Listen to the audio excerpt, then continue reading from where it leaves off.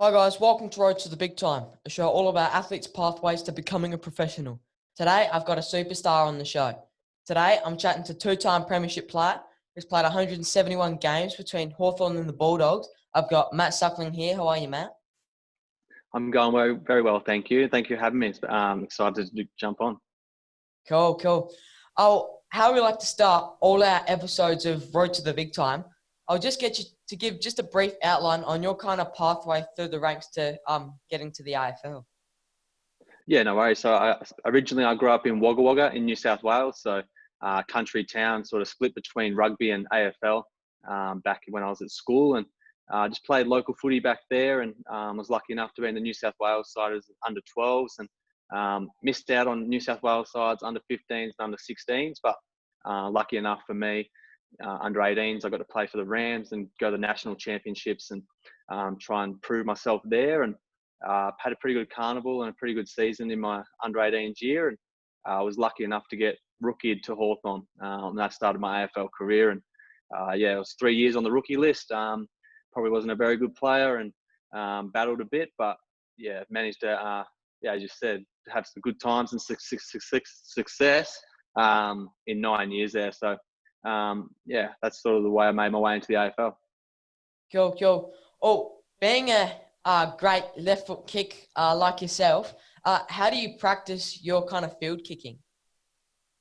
Yeah, so I probably, as a kid, I definitely practiced all day, every day. I would walk to school and be kicking footies at telegraph poles or basketball rings or just anything I could picture in a target. I would just try and hit it. So that's how I did it as a kid. But nowadays, we can kind of get restricted by how many kicks we can have week to week because of recovery and stuff like that. So Yeah, I just make sure when I am practicing, I do it with real high quality and try and get something out of it, not just go through the motions, just kicking around. So when I do get a chance to practice, I make sure it's really intense. And when I feel like I'm flushed a few and I feel good about it, that's when I stop. If I'm kicking well, I'll probably kick less. But there's some days where you're not kicking it very well, so you might do a few extra ones just to feel good about yourself, and then I normally finish. yeah, cool. Well, obviously you're a very long kick as well. Are there any ways young kids, like anything young kids can do to try and improve that as they get older? Yeah, I suppose for myself, just as a kid, I just spent loads of time practicing, and I'm not a very big guy, and I don't have very big legs. So it's all about timing for me. And I think guys that can practice and hit it really sweetly, like hitting a cricket ball or a golf ball, you don't have to be the biggest and strongest, but if you've got the best timing, then you're normally going to kick it the furthest or hit it the furthest. So that's definitely one thing you can try and practice as much as you can and improve your timing, and it should improve your distance as well. Yeah, cool.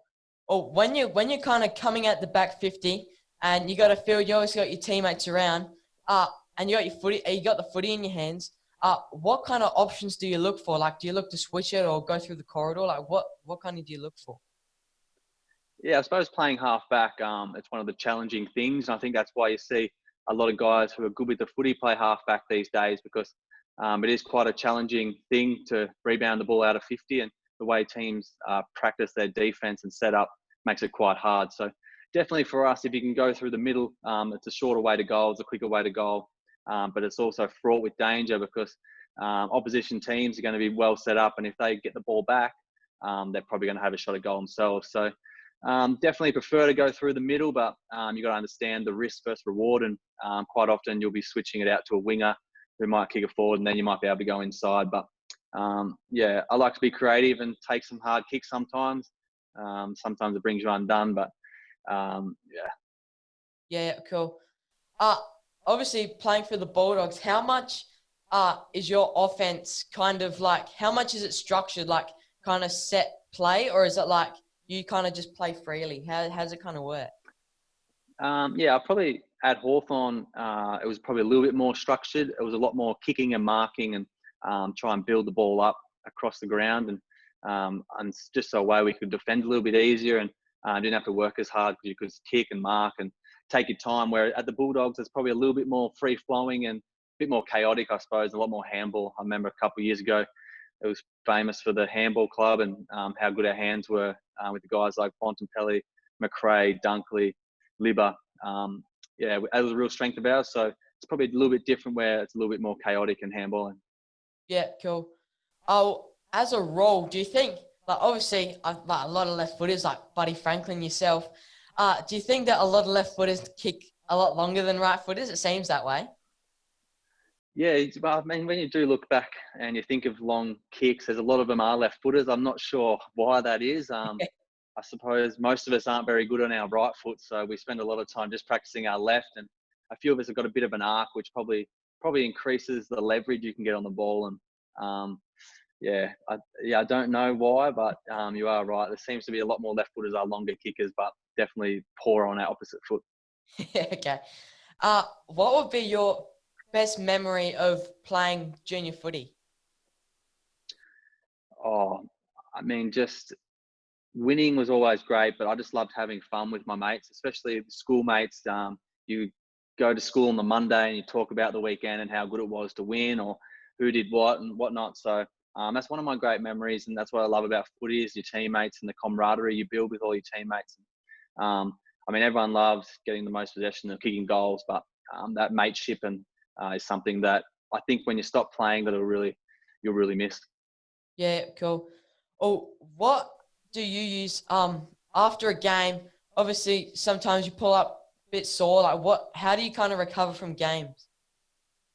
Yeah, so it does change from week to week. A lot of games might be more physical, so you might have sore shoulders or arms or chest, but other games might be really intense running, so your legs pull up sore. So it has come with experience. You know how you're feeling, and for me, try and get some food in as quick as possible. I think that's one of the most important things to get food straight back in. It's probably an opportunity for us to eat something that we wouldn't normally eat, like whether it's a pizza or burger or something a little bit nicer. So that's always a good part of the week, especially after you have a win. It's always nice to sit down with a piece of pizza after a Yeah, win. But we'll stretch and jump on the bike and get a massage before we leave the ground. So we're probably at the ground for an hour after the game. Once the siren goes, doing our recovery stuff. And normally the next day, I'll go for a walk, grab a coffee, try and get a bit of blood going in the legs. And if I am a bit sorer, potentially go for another massage or go down to the beach and jump in the cold water, which I don't like doing very much. So I've got to be pretty sore to go do that. So yeah. yeah. At the doggies, how much do you use like ice baths after a game? Yeah, so the ice bars are there. Myself, I don't really like the cold water, Yeah, like I yeah, said. So there's a few of us that try and avoid them. But there are guys that live by them. And if you get a little knock or a cork, you roll your ankle or something, it's obviously important that in that part that you look after yourself and shut it all down. So yeah, I'm not big on the ice bars, but I know a lot of guys are. And it's as much a mental thing, I suppose. Some guys will use the ice bars because they feel like it's going to mentally help them recover better. So they're going to feel better in the next week. cool. Well, with a lot of junior footy coming back in the next couple of weeks, a lot of kids are looking to get the new footy boots. What footy boots are you rocking this year? I've had bad Achilles for the last few years, so I've gone into the Asics. They're the best support for your feet. Yeah, they've been really good, really comfy. I was a big Nike man. I do like my Nike sneakers, and I did love wearing Nike throughout most of my career. But at the moment, I'm wearing Asics. But yeah, I do like all the new Nike and new Adidas boots as well. Yeah, cool, cool. Oh, to finish up, have you got one last piece of advice for a junior footballer coming through the ranks? I think just enjoy it, have fun. I'm sure everyone's looking forward to getting back out there. It's obviously been disappointing not play footy all this year, but yeah, get back, have some fun with your friends, and if you're going really well and it's looking like progressing for you, I think one thing to think about is make your strengths some weapons, improve your weaknesses and make them not so bad. So I think having really strong strengths can get you a long way, and while you're going, just make sure your weaknesses are getting tidied up as well. All right, mate. It's been awesome chatting to you today, but that's all the time we've got. You've given some great advice, and I hope you have a killer rest of the season this year. Beautiful. Thanks for having me on, mate. Anytime. It's been a pleasure. Cheers, mate. This has been Road to the Big Cheers. Time.